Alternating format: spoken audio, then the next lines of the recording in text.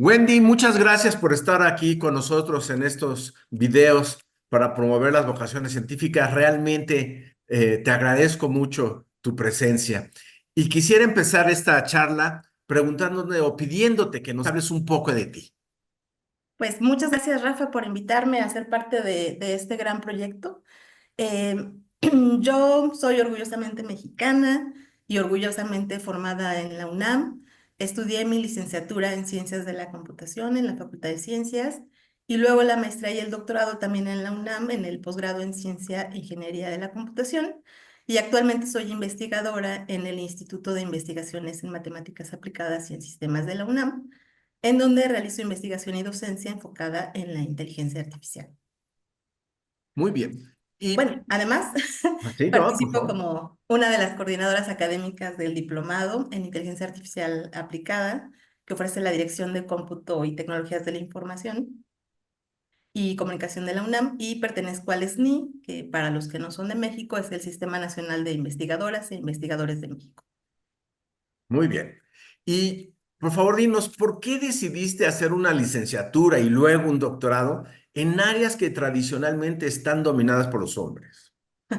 Esa es una muy buena pregunta y fíjate que realmente nunca pensé, al menos conscientemente, no fue un factor para mí el decir quiero estudiar una carrera donde haya más mujeres o más hombres. Realmente no fue lo que a mí me movió. Lo que a mí me movió a elegir a lo que me iba a dedicar era encontrar eso que realmente me apasionara. Y curiosamente esto lo descubrí después de una muy mala experiencia en la preparatoria, ¿no? O sea, saqué lo muy bueno de una mala experiencia. Entonces les platico que durante el último año de la preparatoria tenemos la opción de inscribirnos completamente opcional a algo que se llama estudios técnicos especializados y hay varias líneas que puedes tomar. Y a mí me llamó la atención la computación porque bueno, en ese entonces empezaban a surgir las computadoras, en México al menos las computadoras personales como que estaban de moda, ¿no? Y resulta que la maestra que nos daba clase era psicóloga y ella muy mala maestra y también como que no muy buena programadora, ¿no? Entonces cuando ya empieza la parte del curso en donde nos empiezan a enseñar a programar, que en ese entonces nos enseñaron Pascal, pues yo me perdí por completo.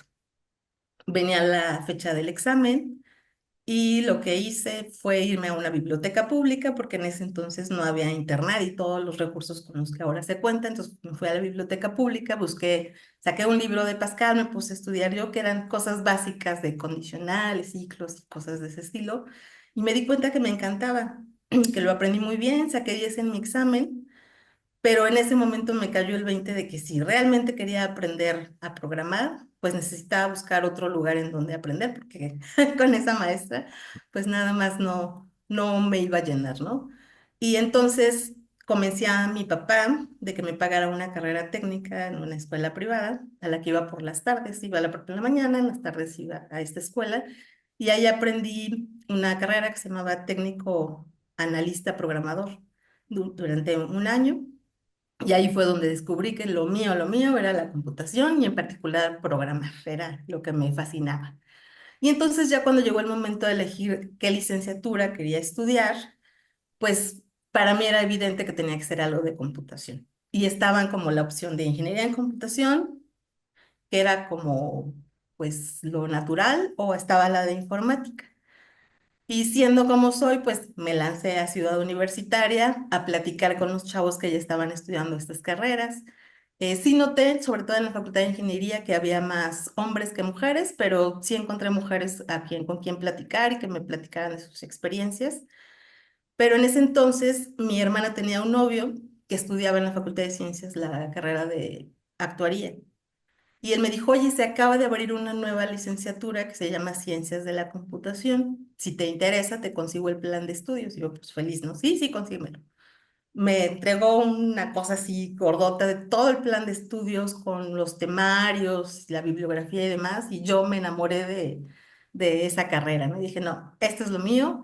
Y así fue como entré a la Facultad de Ciencias a estudiar Ciencias de la Computación y fui la segunda generación de esa licenciatura.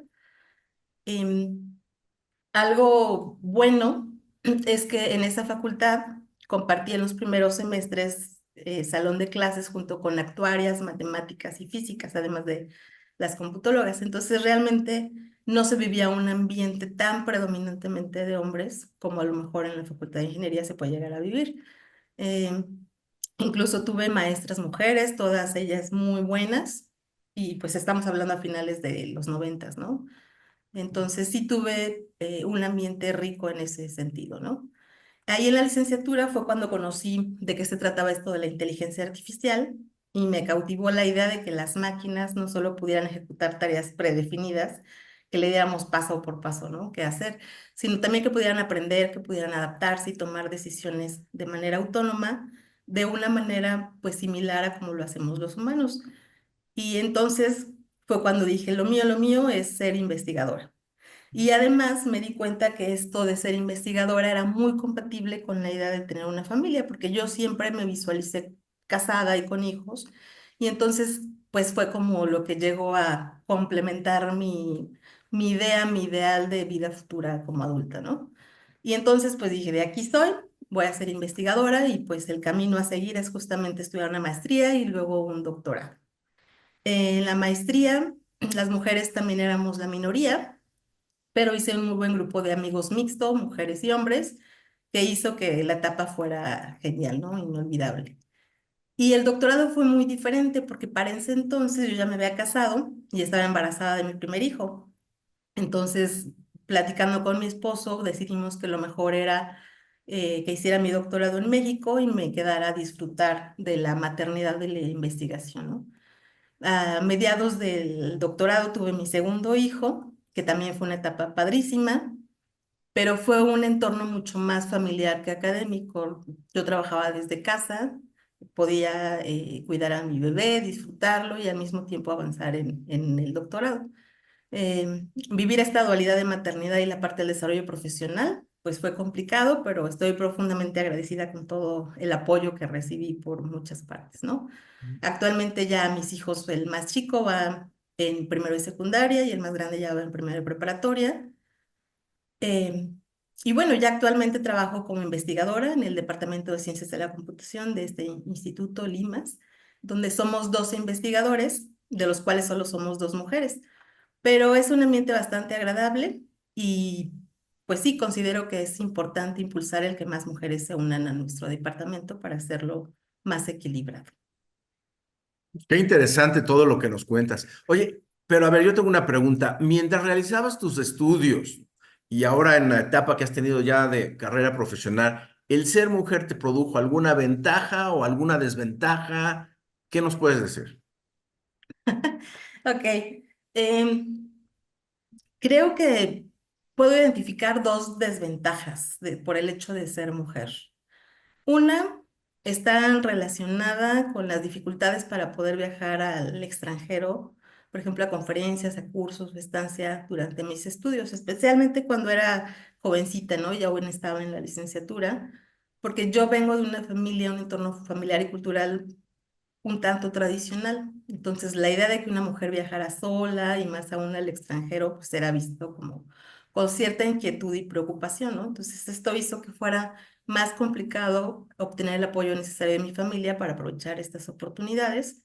Y la manera en cómo lidié con esto fue, pues, fue buscar mis propios medios para hacerlo, ya sea ahorrando, era becaria, recibí un poco de dinero, empecé a trabajar solicitando becas que cubrieran parte o totalmente los gastos. Y claro, me tocó hacer una fuerte labor de convencimiento para que mis papás me dieran permiso de viajar, ¿no? Porque pues en ese entonces era hija de familia y tenía que cumplir sus reglas, ¿no? Que creo que es algo muy común, al menos en ese entonces, en países latinoamericanos, ¿no? Y pues esto me enseñó a ser más independiente, pero sí creo que representa un reto adicional para las mujeres que crecemos en estos entornos más tradicionales. Y la segunda desventaja que veo es cuando surgió la decisión de formar una familia y tener hijos, ¿no? Tanto biológicamente como socialmente, la maternidad se vive muy diferente que la paternidad. Y equilibrar estos dos roles ha sido uno de los retos más grandes de mi carrera, ¿no? Mm. Tenía que adaptarme a nuevas responsabilidades como mamá mientras continuaba con mis estudios de doctorado y todo esto fue muy complejo. Entonces no fue solo cuestión de gestionar mi tiempo, sino de también tener la energía y el estado de ánimo para cumplir con ambas exigencias. Ambas cosas requieren mucho tiempo y tiempo de calidad, ¿no? Además, realizaba la mayor parte del trabajo desde mi casa y entonces resultaba muy difícil separar los dos roles, ¿no? De decir, de tal a tal hora soy mamá y de tal a tal hora soy estudiante de doctorado. Era muy complicado, entonces las interrupciones eran frecuentes, planificar mi trabajo era un reto constante y siempre había imprevistos. A diferencia, por ejemplo, de mi esposo, que él sí me apoyó muchísimo, ¿no? Pero creo que se vive diferente. Él sí tenía un horario en donde dice, yo ya me voy a trabajar y se desconectaba, ¿no? Y tenía su espacio para trabajar y regresaba y volvía a ser papá, con la Ujú. tranquilidad de que yo me encargaba de todo lo demás. Entonces sí creo que es una desventaja en este sentido. Pero bueno, aprendí a ser flexible, aprendí a aceptar y buscar apoyo en diferentes redes y pues esto me permitió seguir avanzando en mi carrera sin tener que renunciar a mi vida familiar. Oye, ¿y ventaja habría alguna? Ventaja creo que en mi caso particular no he encontrado ninguna, ¿eh? Ok. Muy bien, ahora quiero cambiar un poco de tema. ¿Nos podrías hablar un poco sobre cuáles son tus áreas de investigación? Claro, como les comentaba, a mí me interesa mucho en general la inteligencia artificial, pero ya en particular trabajo en tres áreas, en el reconocimiento de patrones, en la vida artificial y en la creatividad computacional. El reconocimiento de patrones, sí, ya a grandes rasgos y de manera fácil, es un área que busca desarrollar sistemas que sean capaces de identificar regularidades y estructuras en un cierto conjunto de datos. Y esto permite dotar a las máquinas de la capacidad de aprender a clasificar, a predecir y tomar decisiones con base en la información que procesan. Y este campo es básico para diversas aplicaciones como la visión por computadora o el análisis de datos en tiempo real. Luego, por otro lado, en la vida artificial, aquí lo que nos interesa es explorar la creación de sistemas que simulan los procesos de vida biológica. Aquí mi investigación se enfoca en cómo modelar y replicar comportamientos complejos de organismos vivos en entornos virtuales simulados. Y la idea es entender mejor los principios que rigen la vida, la evolución y la adaptación, y cómo estos pueden ser aplicados en el diseño de sistemas inteligentes. Y por último, pero es mi área más activa, es la creatividad computacional. Esta área se centra en cómo las máquinas pueden generar ideas originales y novedosas y además útiles, y nos interesa mucho simular el proceso creativo de una manera similar a como lo hacen los humanos. Este campo me apasiona porque tiene un potencial inmenso, desde la generación automática de arte, narrativas, hasta la resolución de problemas en áreas como el diseño, la ingeniería y la ciencia. Muy bien. ¿Cuáles son los retos, tanto personales como profesionales, más importantes a los que, como científica, te has enfrentado y cómo los resolviste? Ok. Definitivamente mi mayor reto que engloba ambas partes, la personal y la profesional, ha sido encontrar este equilibrio como científica y como mamá, ¿no?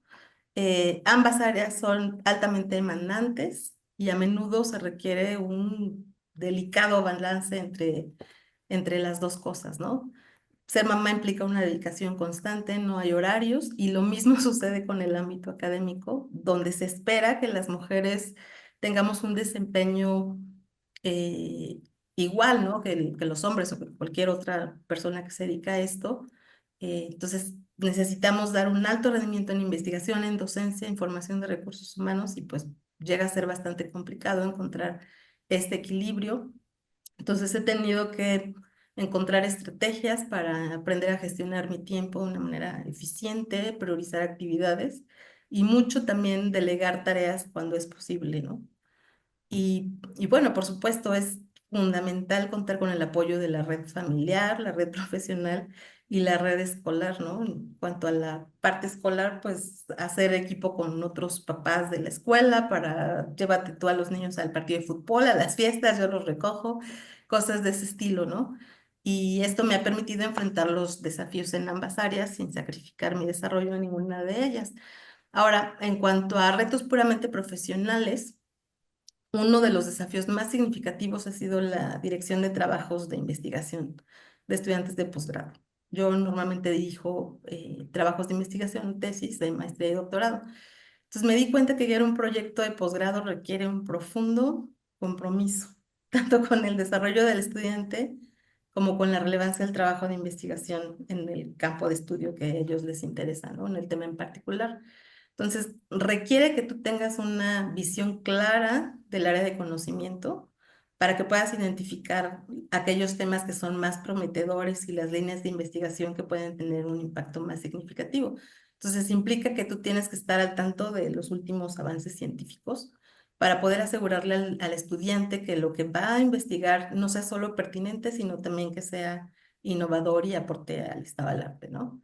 Y además, pues esto implica una atención constante al crecimiento personal y académico del estudiante, ¿no? Cada estudiante tiene sus fortalezas y sus desafíos diferentes. Entonces, tienes que adaptar un poco tu enfoque, tu personalidad para apoyar su desarrollo individual, brindándoles esta confianza y espacios para que ellos puedan explorar sus propias ideas, pero al mismo tiempo no dejar que se pierdan, porque es muy fácil que te pierdas en el camino. Entonces, es necesario aprender a guiarlos y regresarlos a, a su objetivo, ¿no? Que tienen en su investigación. Y a veces esta guía no significa, o muchas veces esta guía no significa que tú resuelvas los problemas que ellos tienen que resolver, sino que tienes que aprender a darles las herramientas a que las desarrollen para que puedan enfrentarse a los retos por su cuenta, ¿no? Entonces Mm. tienes que tener mucha paciencia, tienes que tener y desarrollar mucha habilidad de comunicación efectiva con los estudiantes y es muy común que se enfrenten a momentos de frustración y de incertidumbre durante su investigación. Entonces también a veces te toca ofrecerles orientación no solo técnica o teórica, sino también emocional para que puedan superar estos obstáculos y continuar avanzando. Entonces este Mm. sí ha sido como uno de los retos más importantes completamente profesional. Muy interesante todo lo que nos platicas, Wendy. Muchas gracias. Oye, tú estudiaste tu posgrado en México y has presentado tus trabajos de investigación en otros países.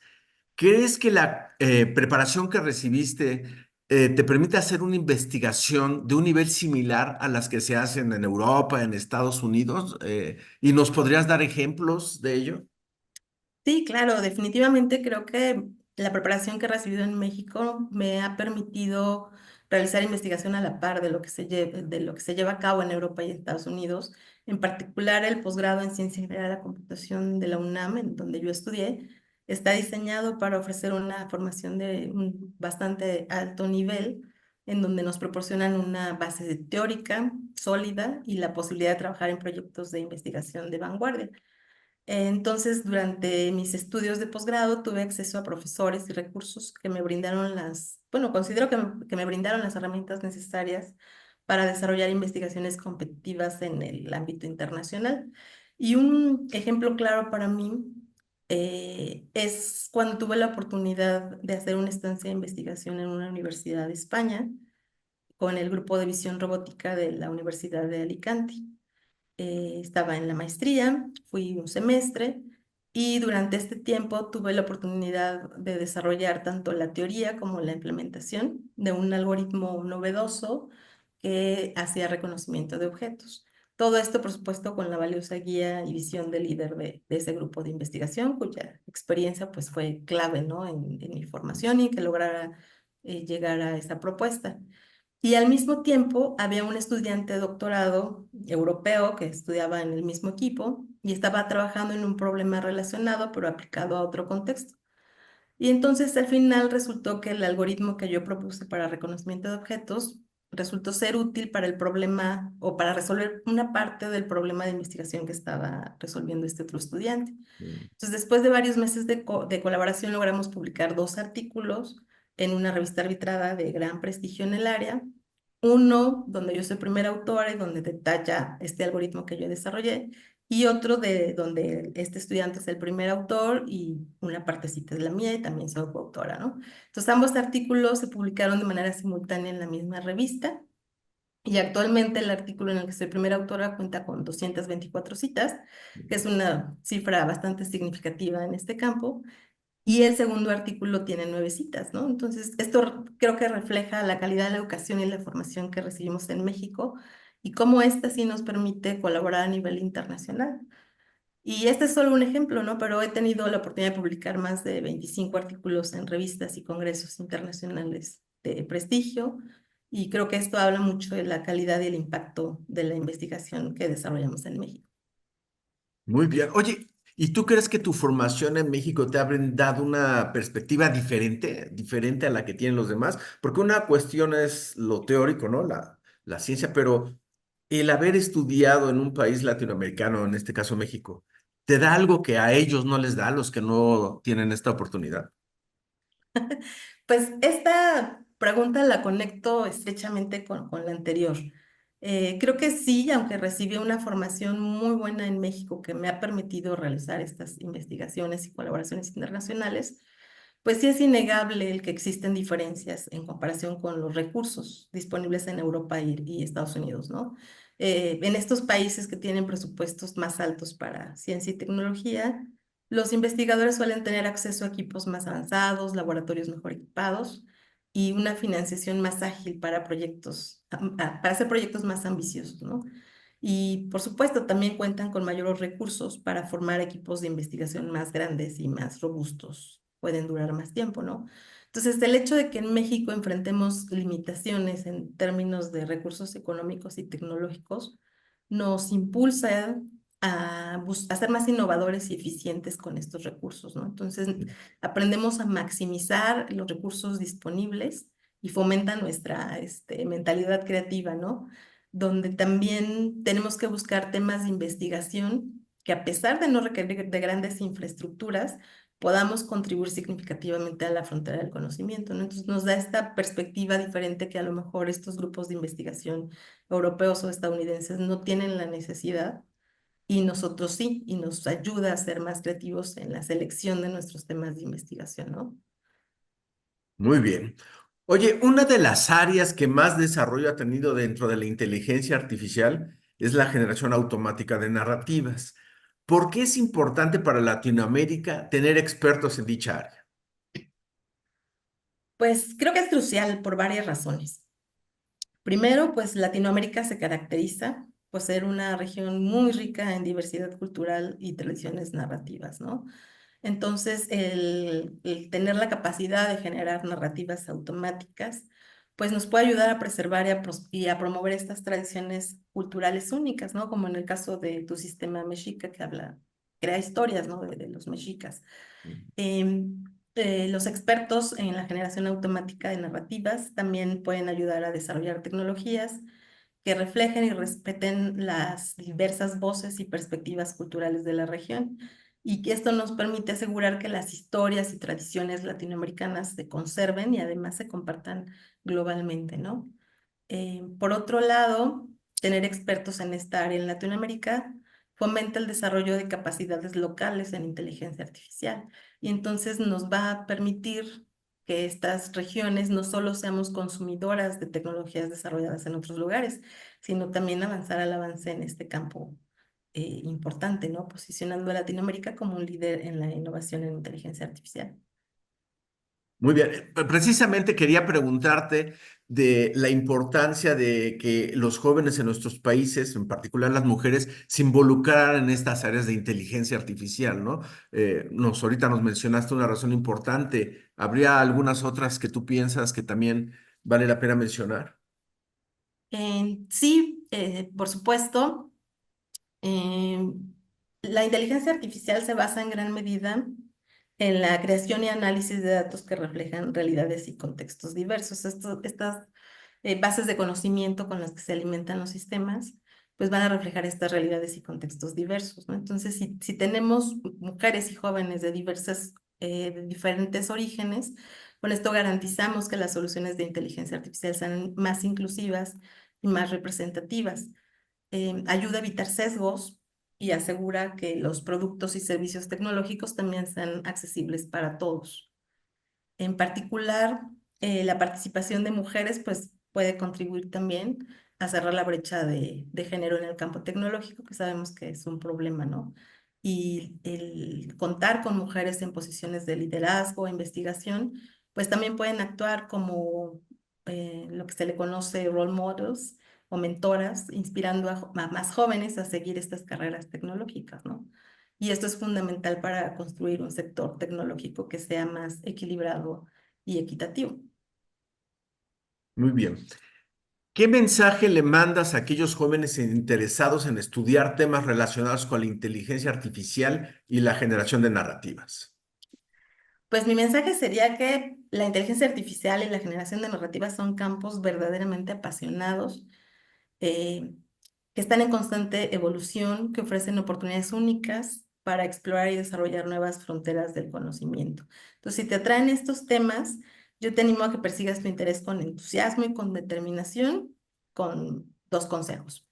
Primero, explora y aprende constantemente de estos temas. Actualmente en Internet tienes muchísima cantidad de información de calidad, algunas son gratuitas, algunas con costos muy bajos, de cursos, de artículos de divulgación, de difusión de la ciencia. Entonces, siempre explora y aprende constantemente de estos temas. Está cambiando esto de una manera impresionantemente veloz.